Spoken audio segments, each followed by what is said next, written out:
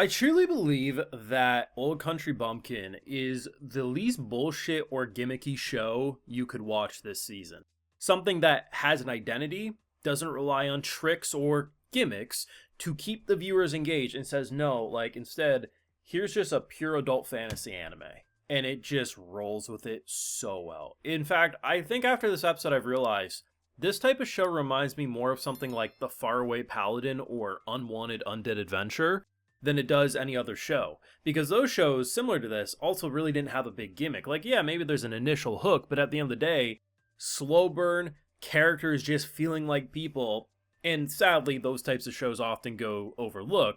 Thankfully, at least Japan has solid taste, because this is actually one of the more popular shows that was anticipated for this season because of just how popular the source is.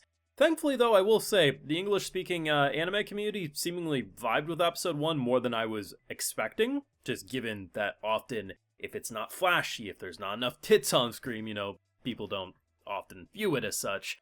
But yeah, like, episode 2 has me more interested than even the first, and if you saw how much I raved about last week, you know how much I liked episode 1. But this show, no gimmicks, no bullshit, just straight pure fantasy.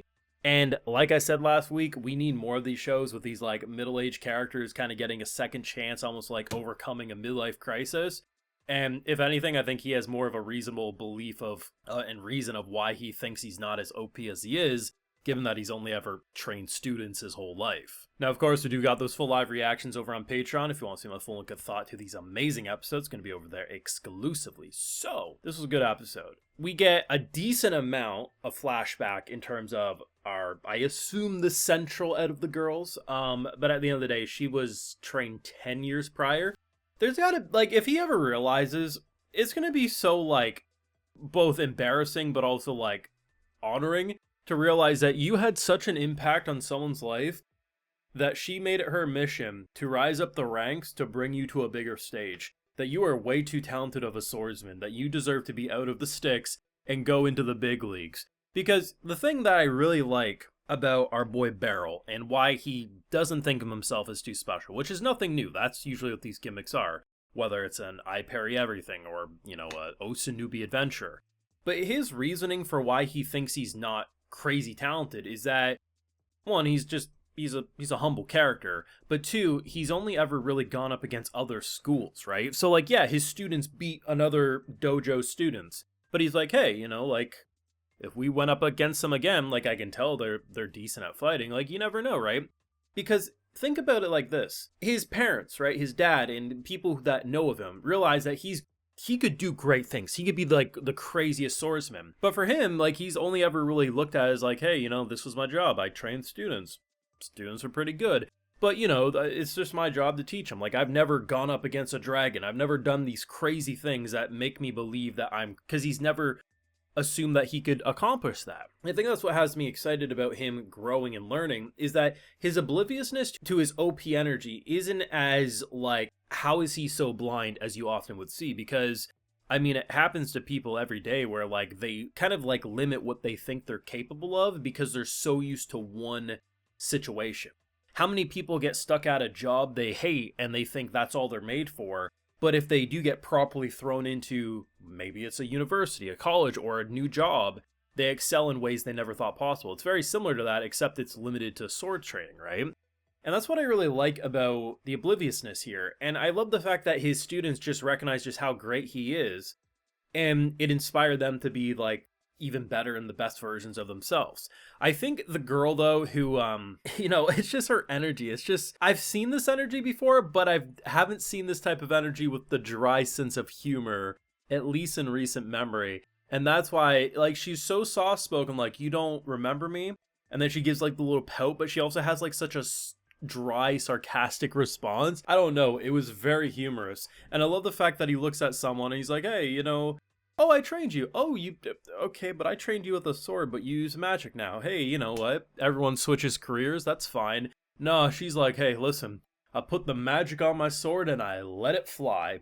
There's gonna be, like, a big battle at some point, and she's just gonna say let it rip like she's in Beyblade and just throw tornadoes at people, isn't she? So there is magic in this world, which I didn't think there was after the first episode, but the magic seemingly is being handled in a less flashy and invasive way than I would expect with a fantasy show that has magic. Like, it's there, but it seemingly isn't the dominating force of the world. Like, it's important, but at the same time, swordsmanship is also still very, very relevant. And I just liked this episode. It just made me enjoy Beryl as a character even more. That scene with the dojo afterwards where she goes back to get her hairpiece or whatever, and these, like, grapists are, like, trying to jump her, like, we're gonna beat you, oh, you're not so good. And our boy comes in and could have just completely annihilated all of them, and Dojo Master number 2's like, bruh, my kids are assholes, just forgive me. He's like, oh, nah, it's kids being kids. And I'm like, Beryl, you're too nice. They need an ass whooping. But either way, liked it for the characterization, and I like I said, that slow burn adult fantasy, no gimmicks, no bullshit. Yes, the most gimmicky thing you could say is, oh, previous students of his are falling in love with him. But that doesn't feel like a gimmick because the way he responds to them. Like, I'm fully convinced that if he does get a love interest, it's going to be some hot MILF. Like, probably. Because while they do kind of save themselves a bit, because it's not like he's been growing up with them his whole life, so if there is ever anything that's overly flirtatious towards him, at least, one, they are all adult characters, and two, he hasn't been, like, next to them, seeing them grow up all these years. But he doesn't feel like that type of person either. It doesn't make sense for them to have a crush and feel in love with them. Absolutely, it happens all the time. If you tell me with a straight face you didn't have at least one teacher, whether in college or high school, that you're like, damn, they're hot, I don't know what to tell you, because I had like 3 or 4. But at the end of the day, the fact that, yeah, like, he's very much like, these are my students still. Like, even if he doesn't remember him at first, like, oh, okay. But he's too nice. Like, he doesn't feel predatory at all either. So I think they really struck a nice balance of being able to have, some advertising potential with figures and fan servicey things if they need to. But at its core, it's a straight-up adult fantasy that this is a man who's essentially avoiding a midlife crisis by getting pushed into the deep end by his father, who's basically like, son, you're gonna move up the big leagues. And his students themselves are also like, hey, we're gonna make this guy an accomplished swordsman because ain't no one better than him. Look at the end of last episode. A dude who could have been the biggest douchebag got humbled and said, you know what, sensei? I'm gonna dedicate my life to learning from the best. Let me know your thoughts down below. What did you think of episode 2? Are you enjoying this one as much as me? I said last week, we need more anime like this, and I'm doubling down on that take, but your thoughts. Leave a like if you enjoyed, subscribe if you're new around here, of course ring that bell, and like I mentioned, we got those full live reactions over on Patreon, and hey, while you're over there, I'll also give you a video shout out. Alright, so today we got Elias Cortez, Jose Rafa Coster, Arctic Fox, Nicole, Azuro, Nebs10, Zine Master, Christopher's, FF Fan 2003, and we also have Renee Venereal. Appreciate the support, everyone. Please take care. Y'all have a good one.